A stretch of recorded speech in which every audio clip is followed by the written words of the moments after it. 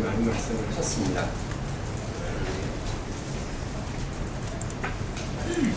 먼저 박근혜 대통령께 1년 전 그때처럼 당선 축하드린다는 말씀부터 드리겠습니다. 당선 축하 말씀에 덧붙여서 좋은 평가도 드렸으면 좋았을 텐데 그렇지 못한 것은 아쉽게 생각합니다. 지난 1년을 어떻게 평가할까 고민을 했는데 그냥 내자로 표현을 하면 만연자실이었다고 생각합니다.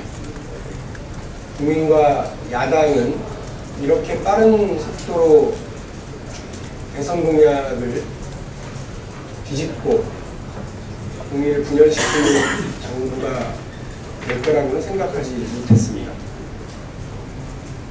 대통령이 당선 수락 연설을 통해서 했었던 말씀의 키워드가 행복, 약속, 통합이었습니다. 모두 무너졌습니다. 행복과 약속, 통합의 키워드가 무너진 자리에 새로운 키워드, 방기, 파기, 연기만 남았습니다. 행복은 오감대 없이 방기되고 있고, 약속은 믿었던 것마다 파기되었고, 통합은 끝도 없이 연기되었습니다. 오늘 아침 새누리당 최고진군회의에서 정몽준 의원은 독일의 메르켈 총리를 예로 들면서 박근혜 대통령에게 국민 통합을 위해 노력해야 한다고 지적했습니다. 이재호 의원은 지난 1년 박근혜 정부가 뭘 했느냐는 국민적 질문에 과연 대답할 수 있느냐고 질타했습니다. 대통령께서 야당과 국민의 목소리에 귀 기울이기 싫으시다면 이재호, 정몽준 두 여당 중진 의원의 고언에라도 귀 기울여 주시기 바랍니다. 민주당은 상대 진영이지만 이재호, 정몽준 두 의원은 그래도 같은 편, 같은 당 소속 아니십니까? 두 분의 말씀에 국민들이 많은 목소리가 담겨있다는 말씀을 전하고자 합니다. 다시 한번 대선 1년 되는 날 당선 축하의 말씀에 좋은 평가의 꽃다발도 드릴 수 있었다면 좋았겠지만 현실이 그렇지 못해서 안타깝게 생각합니다. 다음 말씀 드리겠습니다. 일본의 아베 정부가 17일 국가안전보장 전략이라고 하는 내용의 문건을 가기를 통해서 통과시켰습니다. 이것은 사실상 집단 자위권으로 해석할 수 있는 적극적 평화주의를 담고 있고, 표현은 평화이지만 실제로는 전쟁할 수 있는 권리를 주장하고 있는 것이어서 비판하고 우려의 이야기를 하지 않을 수 없습니다.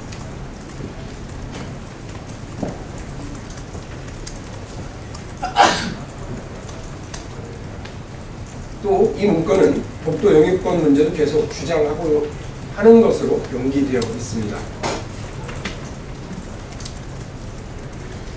일본의 안보 전략은 사실상의 평화헌법 위배이며 대한민국 등 주변국에 대한 강력한 안보 불안 요인으로 작용할 수 있어 우리 정부가 강력하게 대처해 나가야 할 지점입니다.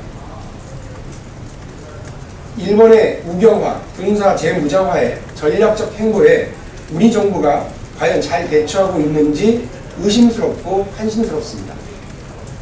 일본은 국가안전보장 전략과 신방위대강, 중기방위력 정비계획 등을 통해 전략적이고 중장기적인 계획을 잡아나가고 있는데, 우리 정부는 국가안보와 동북아 긴장권 국면에 대해 어떤 전략적 준비를 하고 있는지 국민들은 불안합니다. 내년이면 다시 가보년입니다.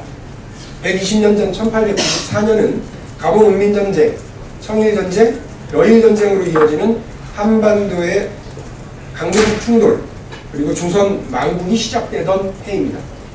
무능한 지배 세력 탓에 모든 고통은 백성들이 겪어야만 했습니다. 일본 아베 정부의 군사대국화를 향한 전략적 행보와 국내 분열과 다시 말씀드리겠습니다. 일본 아베 정부의 군사대국화를 향한 전략적 행보와 국내 분열만 일삼는 우리 정부의 답답한 걸음이 자꾸 비교돼서 정말로 걱정스럽습니다. 일본의 우경화 움직임과 군사재무장 전략에 중장기적인 대응을 마련하고 군사, 외교, 안보 문제에 대해 확고한 대비책을 우리 정부가 가져줄 것을 촉구합니다. 다음 말씀드리겠습니다. 군사이버사령부의 대선 개입 의혹을 수사 중인 국방부 조사본부가 핵심 연루 의혹에 있는 옥도경 현 사이버사령관과 지난해 10월까지 사이버사령관으로 일했던 연재욱 청와대 국방비서관을 제외한 사이버 심리 요원 20명만 불구속 기소하는 것으로 밝혔습니다. 이거는 몸통도 아니고 깃털도 아닌 손털 깎기 수준의 해도 너무한 비겁하고 의도적인 부실 수사입니다. 언론 보도에 따르면 군 사이버사의 활동은 국방장관을 통해 청와대에까지 보고되었다고 합니다. 이런 보도가 나온 마당에 김관유 국방장관이 이번 사건에 대한 지휘를 계속하겠다고 하니까 정말 어처구니가 없습니다. 수사받을 사람이 수사를 지휘하는 스토리는 막장 드라마에도 나오지 않는 설정으로 박근혜 정부는 작가들의 상상력 그 이상을 국민들에게 보여주고 있습니다. 본인은 이 보도를 부인하고 있다지만 스스로 대한민국의 안보를 책임진다는 군의 중요 부서이자 북한의 선전선동을 차단하고 국민을 보호하기 위한 역할을 한다는 군 사이버사령부가 국방장관 지휘 없이 움직였다면 어느 국민이 그 말을 믿겠습니까? 또 만일 이런 엄청난 일이 국방장관의 명령 없이 있었다면 이런 무능한 장관을 어떻게 믿고 우리 국민들이 군을 그 사람에게 맡기겠습니까?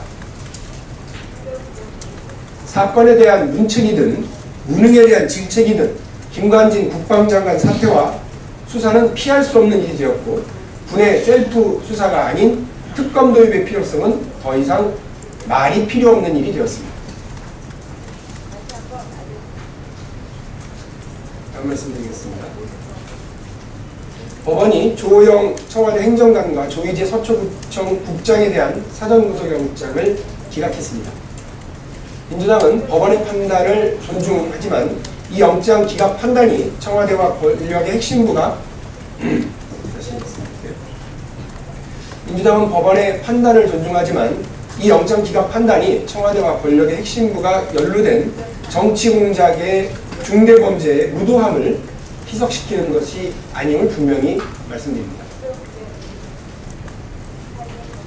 이들이 구속되든 아니든 이들의 윗선이 누구이며 왜 청와대가 나서서 이들을 보호하려 했고 나중엔 허겁지겁 털어내려 했는지 제3의 인물은 누구인지 검찰이 무조건 밝혀야 할 일입니다.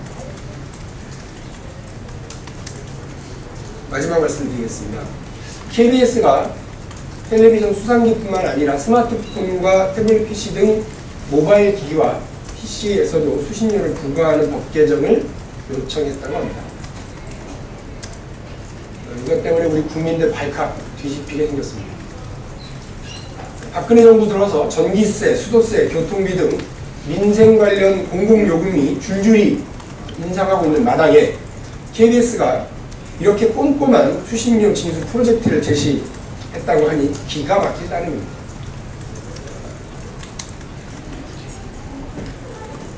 이 정부 들어서 공공물가 요금만 올랐던 게 아닙니다. 이른바 교통범칙금의 벌금도 올랐고 적발 건수도 대폭 늘어난 것이 이미 알려져 있습니다.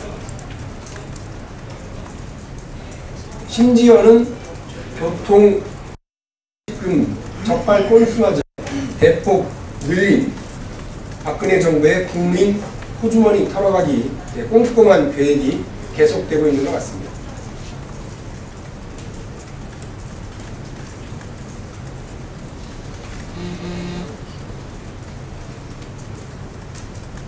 각종 공공요금의 인상, 교통범칙금 등의 인상과 부과 대상 대폭 확대, KBS 수신료 인상 강행과 스마트 기기에서 수신료 부과 방침, 물가 폭탄이 창조경제입니다. 묻지 않을 수 없습니다. 유럽에서도 브렌나루세 등의 별의별 세금이 다 있었고, 조선시대에도 백골, 징포 등 어처구니 없는 세금이 있었다지만 스마트세, 수신료, 유럽에서도 브렌나루세 등 별의별 세금이 많았고, 조선시대에도 백골, 징포 등 어처구니 없는 세금이 많았지만 스마트세라는 수신료 부과 계획은 박근혜 시대 창조 경제를 보여주는 국민 호주머니 털기 사례로 길이 남을 것 같습니다.